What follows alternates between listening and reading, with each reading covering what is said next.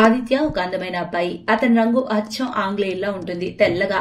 అందుకే ఆఫీస్ లో అందరు అమ్మాయిలు అతనితో స్నేహం కోసం తహతహలాడిపోతూ ఉంటారు. కానీ అతను ఎవరిని పట్టించుకోడు. అలా ఒకరోజు ఆఫీస్ యజమాని ఆదిత్యను వెళ్లేప్పుడు ఆపుతుంది. ఇక, ఆదిత్య, నీకు తెలుసు కదా నాకు డైవర్స్ అయిందని. నువ్వు నాకు బాగా నచ్చావు. నువ్వు నన్ను పెళ్లి చేసుకో. ఈ కంపెనీలో 50% నీ పేరుపై పెట్టేస్తాను. మేడం, నేను రిజైన్ ఇక్కడే ఇచ్చేనా లేదా ఇంటికెళ్ళి ఈమెయిల్ చేయనా? అరే, ఎందుకు విసుక్కుంటావు ఆదిత్య? ఏదో సరదాగా అన్నానులే. కానీ ఈ విషయాలన్నింటినీ అదే కంపెనీలో పనిచేసే ఒక సాధారణ ఎంప్లాయ్ రాధిక చూస్తుంది. జనాలు ఆదిత్య అందాన్ని చూసి అతన్ని ఎందుకు కావాలనుకుంటారు, కానీ ఎవరు అతనిలో టాలెంట్ మనసు చూడటం లేదు అసలు. తర్వాత ఆదిత్య అక్కడి నుంచి వెళ్లిపోతాడు. రాధిక కూడా అతని మనసులో ఇష్టపడుతుంది, కానీ ఆమె ఆదిత్యతో ఎప్పుడు చెప్పదది. అలా రోజులు గడుస్తున్నాయి. ఒకరోజు ఆదిత్య ఎక్కడికో వెళ్తూ ఉండగా దారిలో అతని బండి పాడవుతుంది. ఓ షిట్, ఈ బండి ఇప్పుడే పడవాలా? ఇక్కడ చుట్టుపక్కల అంతా అడవి. ఎవరైనా మెకానిక్ అయినా ఉంటాడో ఉండడో అసలు ఏంటో. తన స్కూటీపై రాధిక వస్తుంది. ఆమె ఆదిత్య ఇబ్బందిని చూసి తన స్కూటీ అక్కడే ఆపుతుంది. ఏమైంది ఆదిత్య, ఇబ్బందిగా ఉన్నావు? రాధిక, మా అమ్మ హాస్పిటల్ అడ్మిట్ అయ్యింది. నేను అర్జెంట్ గా అక్కడికి వెళ్ళాలి. సడన్ గా నా బండి పాడైంది. ఇక నేను ఎలా వెళ్ళాలి? మీరు నా స్కూటీ తీసుకెళ్ళండి. మా ఇల్లు ఇక్కడికి దగ్గరే. మీ బండి మా ఇంట్లో పెట్టేస్తాను. No problem.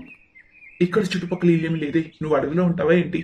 అదంతా వదిలేండి. ఈ సమయంలో మీ అమ్మ కన్నా ఏది ఎక్కువ కాదు. నాతో వాదించకుండా వెళ్ళండి. మొదటిసారి ఆదిత్యతో ఒకరు కోపంగా మాట్లాడారు. తర్వాత ఆదిత్య ఆమె స్కూటీ తీసుకుని అక్కడి నుంచి వెళ్లాడు. తర్వాత రాధిక అతని మోటార్ సైకిల్ తోసుకుంటూ ఎలాగోలా ఇంటికి చేరుకుంది. ఆమె ఇల్లు అక్కడికి సుమారు 5 కిలోమీటర్ల దూరం ఉంది. ఇంటికి వచ్చాక రాధిక ఆదిత్య గురించి ఆలోచిస్తుంది. మరుసటి రోజు రాధిక ఆటోలో ఆఫీస్కి వస్తుంది. కానీ ఆదిత్య లేటుగా వస్తాడు. రాధిక, అక్కడ ఎక్కడ మీ ఇల్లు దొరకలేదు. నేను చాలా వెతికాను. నా బైక్ ఎక్కడా? మీ ఇల్లు ఎక్కడా? మీ అమ్మ బాగుందా? నేను నీకు థ్యాంక్ యూ చెప్పాలి రాధిక. నిజంగా నేను టైంకి రీచ్ అయ్యాను. లేకుంటే మా అమ్మకు పాపం అక్కడ నెంబర్ రాలేదు హాస్పిటల్లో. దానికి మా అమ్మ పూర్తిగా సరిగ్గా అయిపోయింది. సరే అయితే సాయంత్రం నా స్కూటీలో మా ఇంటికి రా. ఆపై మీ బైక్ తీసుకెళ్ళు. సాయంత్రం రాధిక ఆదిత్యను తన స్కూటీపై కూర్చోబెట్టుకుని తన ఇంటికి తీసుకెళ్తుంది. ఆఫీస్ అమ్మాయిలందరూ రాధికను చూసి ఆశ్చర్యపడతారు. రాధిక ఇంటికి చేరే సమయానికి అక్కడ ఆదిత్య బైక్ కూడా పూర్తిగా సరై ఉంటుంది. రాధిక, నువ్వు నిన్న నాతో అబద్ధం చెప్పావు కదా. నీ ఇల్లు అక్కడ నుంచి కనీసం 5 కిలోమీటర్ల దూరం ఉంది. ఇక నువ్వు నా బండి బాగు చేపించావు కూడా. నేను ఎలా థ్యాంక్స్ చెప్పాలి నీకు? మీరు చాలా వాదిస్తారు. మీ బండి తీసుకుని వెళ్ళండి. ఇక వెళ్ళండి ఇక్కడ నుంచి. ఆదిత్య బండి తీసుకుని అక్కడి నుంచి వచ్చేస్తాడు. కానీ అతనికి దారంతా రాధిక గురించిన ఆలోచనే. మొదటిసారి నాకు రాధిక అంటే అమ్మాయి దొరికింది. నిజంగా తనకు నా గురించి కంగారు ఆలోచన ఉంది. ఎందుకు నా ఆలోచనలు ఆమె నుంచి డైవర్ట్ అవ్వడం లేదు? ఆమె నా బండి నిజంగా తోసుకునే వెళ్ళుంటుంది. డెఫినెట్ గా డౌటే లేదు. ఎందుకంటే అసలు అక్కడ చుట్టుపక్కల ఎవరు లేరు కదా. నాకు కావాల్సింది అలాంటి అమ్మాయి. ఆదిత్య రాధిక గురించి తన అమ్మా నాన్నలకు చెప్తాడు. ఇక కొద్ది నెలల్లోనే రాధికను పెళ్లి చేసుకుంటాడు. రాధికను చూసి ఆమె ఆడపడుచు పాయల్, ఎవరైతే ఆదిత్యలాగా తెల్లగా అందంగా ఉంటుందో, ఆమె గొడవ మొదలు పెడుతుంది. అన్నయ్య, నువ్వు చాలా హ్యాండ్సమ్. అయినా ఇలా యావరేజ్ అమ్మాయిని పెళ్లి చేసుకున్నావు? పాయల్, రాధిక యావరేజ్ కాదు. నాకు ఎలాంటి అమ్మాయి కావాలో రాధిక అచ్చం అలాగే ఉంటుంది. రాధికను పాయల్ మాటలు బాధించినా ఆదిత్య అన్న మాటల గురించి ఆమె మనసు చాలా సంతోషపడుతుంది. తొలి రాత్రి తర్వాత రాధిక అందరి కోసం టిఫిన్లు చేస్తుంది. రాధిక, నువ్వు ఆఫీస్కి వెళ్లాల్సిన అవసరం లేదు. నేను సంపాదించే దాంతో 10 కుటుంబాలు పోషించవచ్చు. నువ్వు ఆఫీస్ మానే. సరే, మీరెలా అంటే అలా. ఆదిత్య, నిజంగా సరైన అమ్మాయిని ఎన్నుకున్నావు. ఈ రోజుల అమ్మాయిలు ఇలా ఉండట్లేదు. రాధిక పూర్తిగా వేరు. వంట బాగా చేస్తుంది. సుగుణంలో కూడా చాలా మంచిది. ఎంత మంచిదైనా నాకన్నా కాదుగా. చూడు, నా పెళ్లి ఒక రాజకుమారితో ఎలా అవుతుందో. పాయల్, నిన్నటి నుంచి చూస్తున్నా నువ్వు రాధిక పట్ల అసూయ పడుతున్నావు. నీకు రాధిక యావరేజ్ అమ్మాయి అని తెలుసు. నువ్వు తనకంటే అందంగా ఉన్నావని తెలుసు. మరెందుకు తన పట్ల అసూయ నీకు? నేను ఇప్పుడు అసూయ పడ్డాను. నా టిఫిన్ అయిపోయింది. నేను వెళ్తున్నా నా ఫ్రెండ్స్ ని కలవడానికి. సరేమా రాధిక, నేను ఆఫీస్కి వెళ్తున్నా. ఆదిత్య ఆఫీస్కి వెళ్లాడు. పాయల్ చిన్న చిన్న బట్టలు వేసుకుని 2 కిలోల మేకప్ వేసుకుని బయటకు వెళ్ళింది. మధ్యాహ్నం రాధిక తన అత్త కాలు పడుతుంది. కోడలా, నువ్వు నిజంగా ఒక మోడర్న్ అమ్మాయివి, చదువుకున్న అమ్మాయివి, మంచి కంపెనీలో ఉద్యోగం చేశావు. అయినప్పటికీ నీలో పూర్తి సంస్కారం నిండుంది. నాకు అర్థం కాలేదు ఆదిత్య లాంటి అబ్బాయి నిన్ను ఎలా ఇష్టపడ్డా అని అప్పుడు. కానీ ఇప్పుడు తెలుస్తుంది నాకు నీ గురించి. ఆదిత్య కరెక్ట్. అత్తయ్య, నాకు కూడా అదే అర్థం అవడం లేదు. ఆదిత్య లాంటి అందగాడు నన్నెలా ఇష్టపడ్డా అని. మీకు తెలుసా, ఆఫీస్ లో అందరు అమ్మాయిలు ఆదిత్యకు సైడ్ కొట్టేవాళ్ళు. అంతేకాదు, కంపెనీ ఓనర్ కూడా ఆదిత్యను ప్రపోజ్ చేసింది. కానీ ఆదిత్య వాళ్ళందరినీ కాదని నన్ను ఎంచుకున్నాడు. అందుకే నన్ను నేను అదృష్టవంతురాలు అనుకుంటాను. ఇక ఆదిత్యని కాదు, ఇలాంటి మంచి అత్తయ్య కూడా ఈ రోజుల్లో ఎక్కడ దొరుకుతుంది? ఆ తర్వాత పాయల్ సాయంత్రం పూట తన స్నేహితురాలతో ఇంటికి తిరిగి వస్తుంది. రాధిక అక్కడే ఉంది. ఫ్రెండ్స్, ఈమె నా నల్లని వదిన. ఈమెకు తన అందం పైన ఎంత గర్వం అంటే మనకు మన అందంపై కూడా అంత ఉండదు. వదిన, ఇక్కడే ఉండి అంత అవమానపడటం ఎందుకు? వెళ్ళి నా ఫ్రెండ్స్ కి టీ టిఫిన్ ఏర్పాట్లు చేయి. వెళ్ళి పట్టుకురా టీ టిఫిన్లు. మీరు కూర్చోండి, నేను ఇప్పుడే టీ టిఫిన్స్ తీసుకొస్తాను. తర్వాత అలా రోజులు గడుస్తూ ఉంటాయి. పాయల్ ఒకరోజు రాధికను ఎగతాళి చేస్తుంది. కొద్ది నెలల తర్వాత చాలా హ్యాండ్సమ్ అబ్బాయి పాయల్ని చూడటానికి తన తల్లిదండ్రులతో వస్తాడు. నా కొడుకు చాలా అందగాడు, అమ్మాయిలు తన వెనుక పడతారు. ఆంటీ, క్షమించండి, మీ అబ్బాయి అంత హ్యాండ్సమ్ ఏం కాదు. ఇతని కన్నా నా కాళ్ళు చెప్పు చాలా తెల్లగా ఉంటాయి, అందంగా ఉంటాయి. చూడండి. పాయల్ తన కాళ్ళు ఆ అబ్బాయి ఇంకా వాళ్ళ అమ్మ ముఖం వైపు చూపిస్తుంది. పాయల్, ఏంటి ప్రవర్తన? అమ్మా, ఇంకా అవమానించాలా? పది ఇక్కడి నుంచి. ఇక ఈనాటి దాంతో పెళ్ళొద్దు. ఈ విధంగా ఎంతో మంది అబ్బాయిలు పాయల్ని చూడటానికి వచ్చినా పాయల్ వాళ్ళను అవమానించి పంపిస్తుంది. అలా కొద్ది సంవత్సరాల తర్వాత ఒక చాలా హ్యాండ్సమ్ అబ్బాయి రోల్స్ రాయల్స్ అనే కారులో దిగి తను చూడటానికి వస్తాడు. అతని చుట్టూ చాలా మంది body guards, military security guards ఉంటారు. అతన్ని చూసి అలాగే ఉండిపోతుంది పాయల్. హాయ్ ఆదిత్య, మా అమ్మ చెప్పింది నా కోసం అమ్మాయిని చూశానని, అందుకే మీ చెల్లిని చూడటానికి వచ్చాను. అప్పుడు అక్కడికి రాధిక, మా అత్తయ్య కూడా వస్తారు. పాయల్, నువ్వేమైనా అడగాలనుకుంటున్నావా? అడుగు. అరే లేదు, నాకు మీరు నచ్చారు బాగా. నాకు ఇలాంటి అబ్బాయి కావాలి. అతని చుట్టూ చాలా మంది బాడీ గార్డ్స్ ఉండాలి. అలా నాకు డబుల్ ఓకే. అయ్యోకి థ్యాంక్స్. పోనీలే, ఎవరొకరు నచ్చారు పాయల్కు. చాలా ధూమ్ధామ్గా పాయల్ పెళ్లి జరుగుతుంది. ఇక తొలిరయ్యప్పుడు, ఇవాళ మన తొలిరై, నేను కాస్త కాళ్ళు చేతులు ముఖం కడుక్కొని వస్తాను, అలాగే బట్టలు మార్చుకుంటాను. సరే, కానీ త్వరగా రండి. రాజేష్ బాత్రూంకి వెళ్లి తిరిగి వచ్చేటప్పటికి అతను అబ్బాయిలో కాదు, నలుపు రంగు ముసలి వ్యక్తిలా వచ్చాడు. ఎవరు నువ్వు? రాజేష్ ఎక్కడ నువ్వు? ఇదే ఈ ముసలతను ఏం చేస్తున్నాడు? ఏం మాట్లాడుతున్నావు పాయల్? నేనే రాజేష్ ను. నా గొంతు మర్చిపోయావా ఏంటి? అంటే నువ్వు ఒక ముసలాడివా? నన్ను మోసం చేస్తావా నువ్వు? ఇంత మోసమా? నేనే మోసం చేశాను నిన్ను. నా గురించి పూర్తి ప్రపంచానికి తెలుసు. నేను ఒక పెద్ద వ్యాపారవేత్తను. బయటకు వస్తే మేకప్ వేసుకోవడం అలవాటు.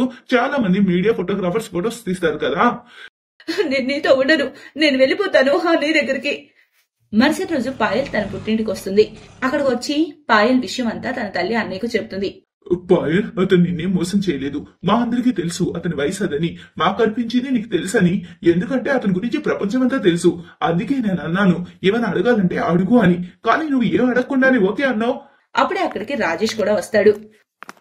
నీకు గుణపాఠం దొరికిందా? ఒకవేళ విడాకులు ఇవ్వాలంటే ఇవ్వు, దాని బదులు నువ్వు నాకు 500 కోట్లు ఇవ్వాలి. ఇక ఇప్పుడు అంత డబ్బు ఆదిత్య ఇవ్వలేడు. అందుకే తప్పక పాయల్ తనతో వెళ్లాల్సి వస్తుంది. ఒకరోజు మార్కెట్ లో ఆమె షాపింగ్ చేస్తూ ఉన్నప్పుడు, ఏంటి మిస్ పాయల్, గుర్తుపట్టావా నన్ను? నువ్వే ఆ రోజు మమ్మకు నాకు చెప్పు చూపించావే, అది నేనే. చాలా గర్వం కదా నీకు నీ అందం పట్ల. రాజేష్ గారిని పెళ్లి చేసుకున్నావు కదా, నేనే అతనికి సజెస్ట్ చేశాను నిన్ను పెళ్లి చేసుకోమని. ఇప్పుడు కానీ నీ పూర్తి జీవితం అన్నాల్లో ముసలి వాడతావు. అందుకే మనం ఎప్పుడు దేని పట్ల గర్వం చూపించకూడదు.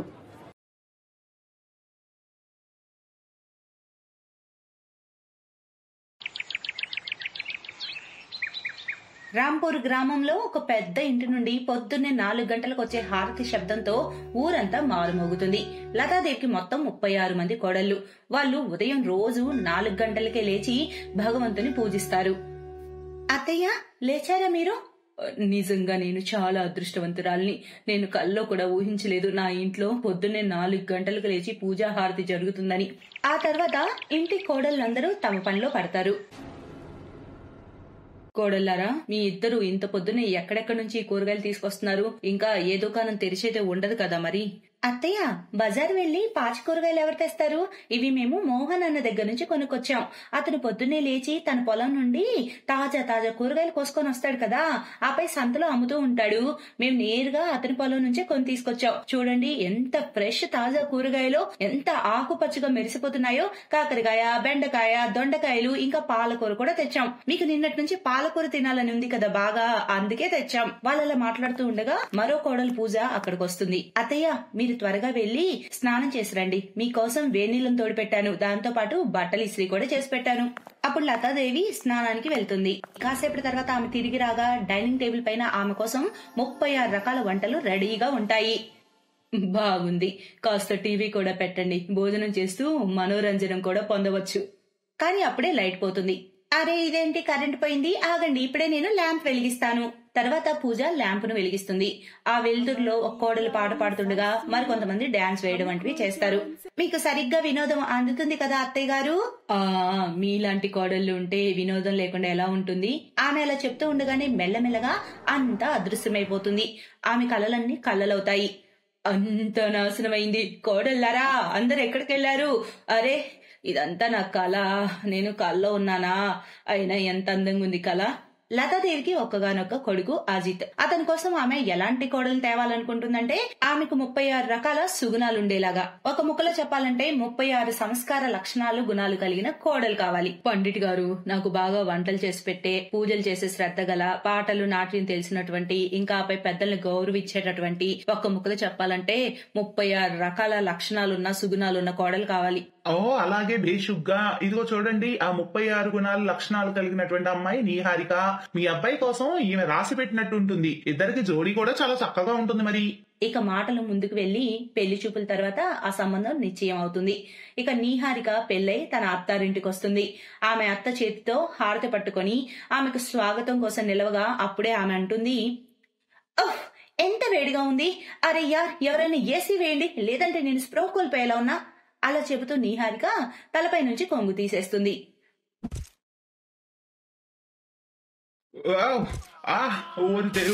దేవుడా తన్నింద్రా నాయన, సచ్చాన్రా బాబోయ్ సచ్చా.